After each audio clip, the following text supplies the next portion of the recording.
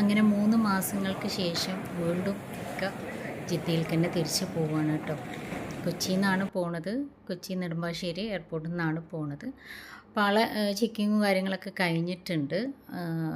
ഇനി നേരെ ലോഞ്ചിലേക്കാണ് പോണത്. അപ്പോൾ അവിടുത്തെ കുറച്ച് വീഡിയോസും കാര്യങ്ങളൊക്കെയാണ് ഞാൻ ഇന്നത്തെ ഈ ഒരു വീഡിയോയിലിടുന്നത്. ഫ്ലൈറ്റ് എന്നുള്ളതും ഈ ഒരു ലോഞ്ച് എന്നുള്ളതൊക്കെ ആയിട്ടുള്ള കുറച്ച് വീഡിയോസുകളാണ് ഞാൻ നിങ്ങൾക്കായിട്ട് ഷെയർ ചെയ്യുന്നത്. ഞാൻ പോയിട്ടൊന്നുമില്ല കേട്ടോ, പക്ഷേ കുറച്ച് വീഡിയോസുകളും കാര്യങ്ങളൊക്കെ ഇട്ട് തന്നിട്ടുണ്ട്. അത് വെച്ചിട്ടാണ് നമ്മളെ ഇന്നത്തെ ഈ ഒരു വീഡിയോ കാണിക്കുന്നത്. അതിൻ്റെ മുന്നേ നിങ്ങളുടെ അടുത്ത് പറയാനുള്ളത്, ഇനിയും സബ്സ്ക്രൈബ് ചെയ്യാത്തവരുണ്ടെങ്കിൽ സബ്സ്ക്രൈബ് ചെയ്യുക, ഷെയർ ചെയ്യുക, ലൈക്ക് ചെയ്യുക, അതുപോലെ തന്നെ ആ ഒരു ബെല്ലൈക്കണും കൂടെ അമർത്തുക.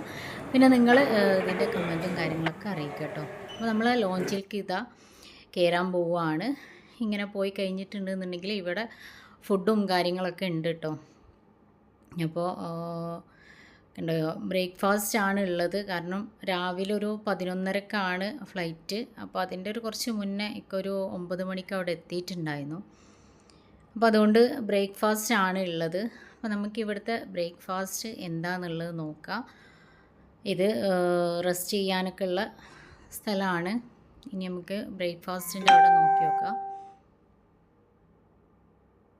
എന്തായാലും ഈ ഒരു എയർപോർട്ടിൻ്റെ ഉള്ളിൽ കയറാൻ പറ്റാത്ത ആളുകൾക്ക് കാണാൻ പറ്റും.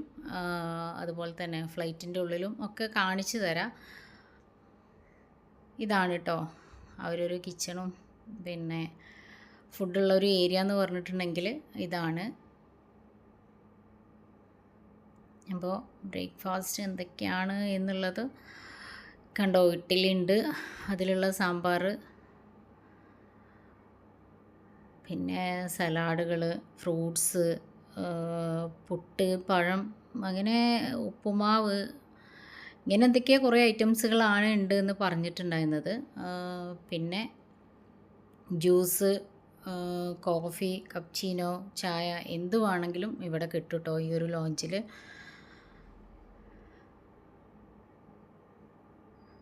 കണ്ടല്ലോ, ഇതൊക്കെയാണ് അതിൽ വരുന്ന സലാഡും ഫ്രൂട്ട്സൊക്കെ ആയിട്ട് വരുന്നത്. അപ്പോൾ ഇതാണ് അതിൻ്റെ ഒരു ഉൾവശം കണ്ടല്ലോ. അപ്പോൾ ഇവിടെ വന്നിട്ടാണ് ഫുഡ് കഴിക്കുന്ന ഒരു ഏരിയ ആണ് ഇത് വരുന്നത്.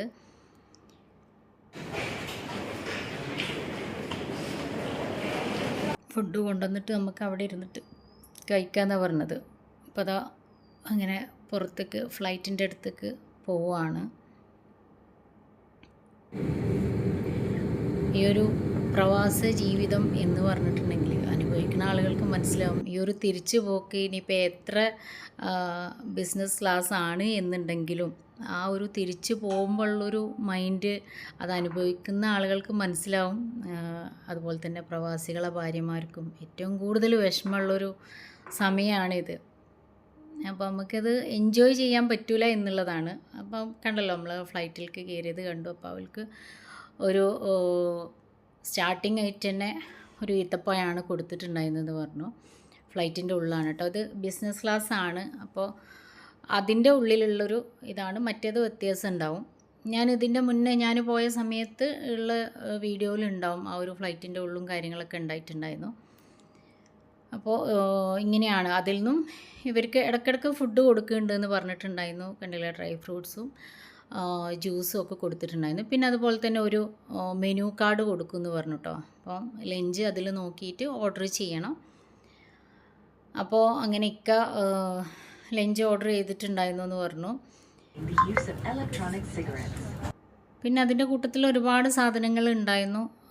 കണ്ടല്ലോ, സലാഡും ഫ്രൂട്ട്സും എന്തൊക്കെയോ ഒരുപാട് സാധനങ്ങൾ ഉണ്ടായിരുന്നു. എന്തായാലും ഈ ഒരു ഇതിൽ പോയി കഴിഞ്ഞിട്ടുണ്ട് എന്നുണ്ടെങ്കിൽ, ബിസിനസ് ക്ലാസ്സിൽ പോയിട്ടുണ്ട് എന്നുണ്ടെങ്കിൽ ഫുഡും കാര്യങ്ങളും ഒക്കെ നല്ല ഉഷാറാണ്.